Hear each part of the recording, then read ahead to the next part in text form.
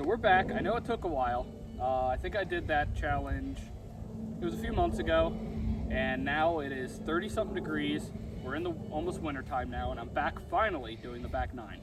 But it's gonna be the same format. We're gonna be recording me, and I'm just gonna be throwing, explaining the holes, you know, showcasing Lenni back 9.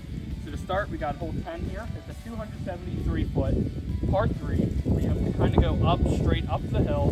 You have a little more room on the left if you want to flex a forehand, only to finish back right toward a kind of guarded green.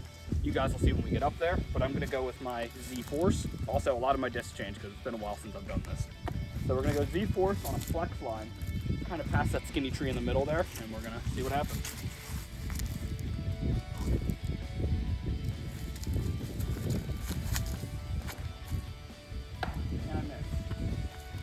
Go.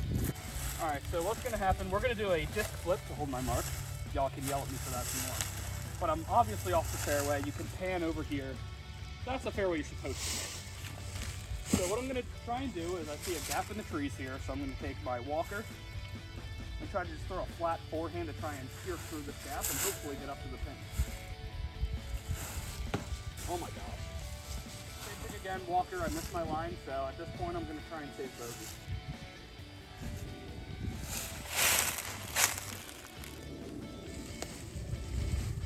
All right, we got a 20-25 footer for the bogey here.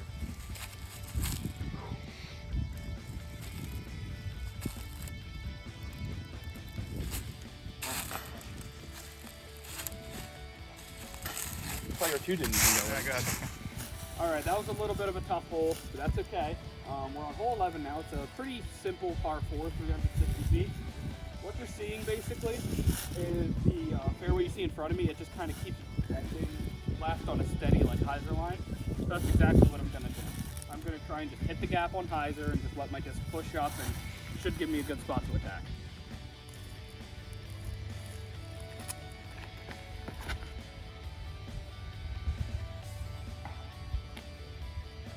I hit a tree.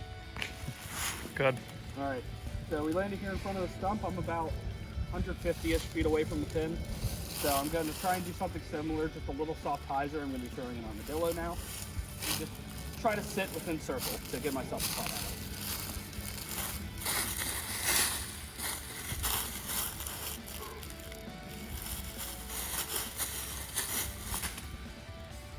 Oh.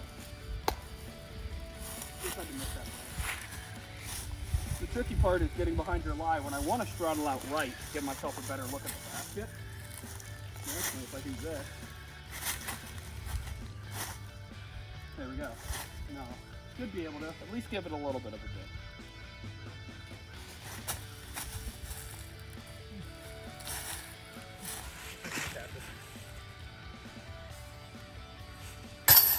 All right, we're on to hole 12. That's a par. That's fine. We like pars around here. So we're going to go to a 317-foot par 3. A lot of people like to go straight down the gap on the right side and usually just try to take something neutral, go straight at it, and just let it finish left. I'm a little riskier. My buddy Ben showed me a line of doing a flex forehand in the left gap and letting it finish down to the basket. So if this works, then you're going to see something pretty cool.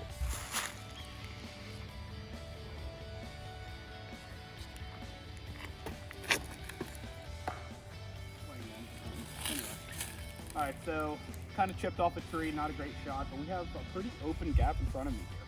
So that's always good to see when you're trying to scramble. So I'm going to try and pierce that gap and get down to the basket.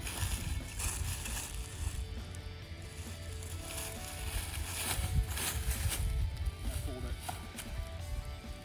All right, scrambling to try and save bogey again. So we're going to go back to rely on the walker. Same line, but hopefully I hit it this time.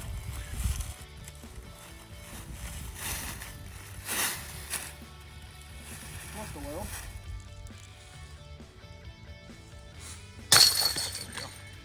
All right, we're on hole 13 now after taking another bogey. That's a tough hole though. That hole I think averages above par for a lot of people. So we're on to hole 13. It's a par 4. We're basically after the little skinny trees down the fairway here, it dips down into a ravine, back up again, and then the basket's out to a field. So I think the main play you want to do is throw a forehand straight if you have a forehand. just straight and kind of get a skip down into the gully. If you don't have a forehand, you probably just want to do a putter, slight turnover, kind of land up top there so you can play across. So we're going to see how it goes.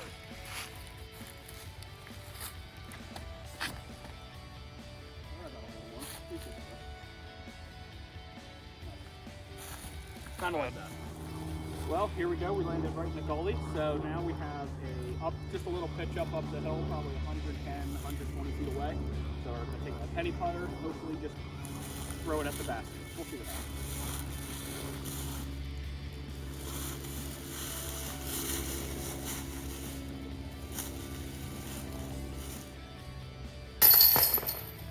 All right, just birdied hole 13, so we're getting back in it after a few bogeys early. So we're now on to hole 14, 250 feet, and if you look straight ahead of me here, not looking too great, but that's because it doesn't have a line, really. I kind of just try to poke something straight. I'd like to throw a fairway driver here so I can try and get some ground action to skip up to the basket, but it's really just kind of a throw and pray kind of hole, so here we go.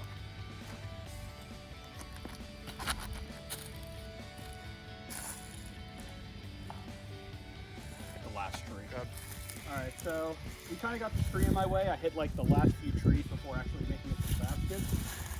So I'm a little obstructed, but I do think I have enough room to kind of do a normal putt here and try to jump and give it a little bit of a run.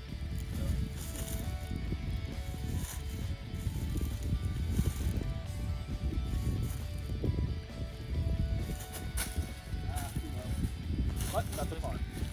All right, we're on hole 15 now, a nice little par. So we're gonna move on to hole 15, par 3, 275 feet. It's straight ahead. During like the summer months and stuff, that branch hangs a little bit lower with leaves and makes the line a little harder. But I just like to do a straight to a little hyzer on the right side. But there is a big flex line or a big forehand if you have that in you. But I'm a lot more comfortable with the backhand hyzer, so that's what I'm gonna do. And I release it well.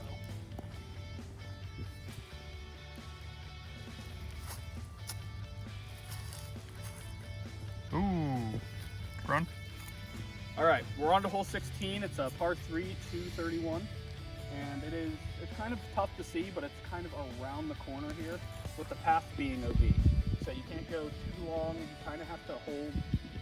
What I like to do is I like to forehand height of the branches high and just kind of let it coast and cut in. So that's gonna be the goal. Again, going with the force.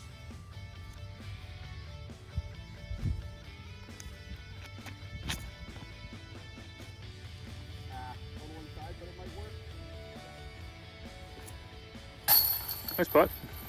All right, we're on to hole 17 now. It is a 390-ish foot par 3, straight in front of us. Sometimes you can play the path as out of bounds, sometimes hazard. I don't think we're going to do that, but it's just right there. You just got to rip it, basically.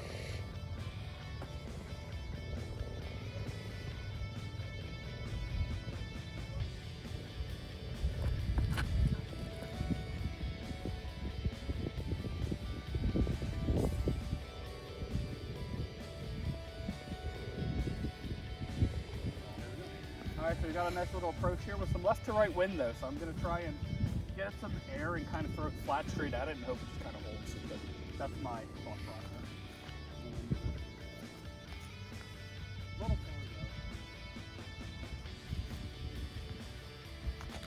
though. Nope, too low. That's fine. Tapping. Right. All right, we're on to hole 18 now, the last hole of the course. You kind of just have another straight shot a little downhill, but the basket, the green is a little tricky. You got a slope on our side, slope on the back side, so if you hit it wrong, you can get in a lot of trouble. The rocks usually play out of bounds, so I kind of just like to swing something wide with something with a little bit of stability. I'm going to be throwing my grace. I'm going to try and throw it wide and flat and just kind of let it hit the side of the hill and skip up to the basket.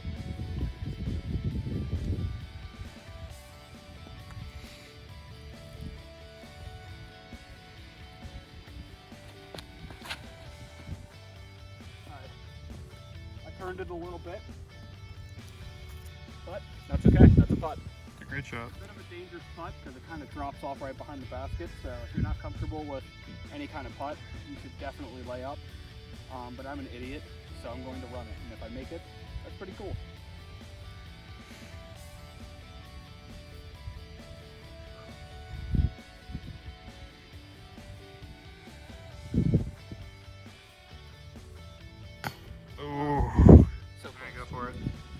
so that is the review of Lenni Lenape, or Lenape, or however you feel like pronouncing it. But I hope you guys enjoyed that. Let me know if you want more of that. There's a lot of courses around Lebanon and Lancaster area that I'm more than willing to show out to. Kind of show you guys some lines, what happens when you get in trouble, because inevitably I'm going to get in trouble. But yeah, like, comment, share, subscribe, do all the weird YouTube stuff you like to do. I'm glad I got to come out here in a little more casual, a little more, calming kind of round, hearing the sounds of nature, watching me miss some shots. It's a good time. So yeah, let me know if you want me to keep doing this, and I'll see you guys in the next one.